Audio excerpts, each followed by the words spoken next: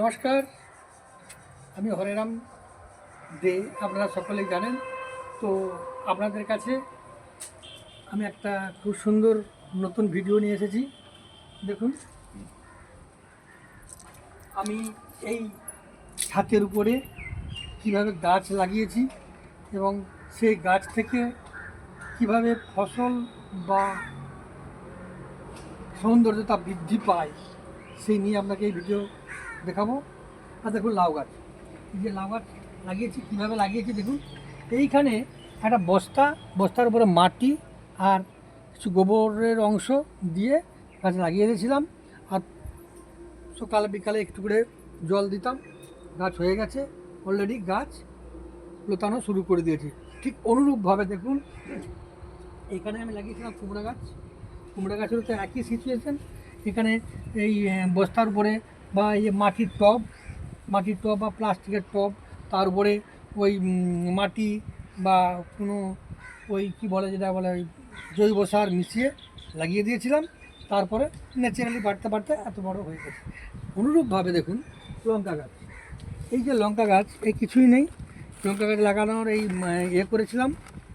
সুন্দর একটা বস্তা নিয়ে এই মাটি দিয়ে ছোট লাগিয়েছিলাম। এখন কত বড় হয়ে গেছে, আর লঙ্কার কুঁড়ি এসে গেছে, দেখতে পাচ্ছেন। ঠিক আবার দেখুন, ক্যাপসিকাম যেগুলো বাজারে আমরা কিনে খাই, সেই ক্যাপসিকামের গাছ এখানে বসানো হয়েছে। তাতে করে এতটুকুন বসিয়েছিলাম, জাস্ট কত বড় হয়ে গেছে। ওর থেকেও বড় হয়ে গেছে দেখুন এই গাছটা, এটা ন্যাচারালি ক্যাপসিকাম ধরে গেছে। তো এইভাবে আপনারাও গাছ লাগাতে পারেন।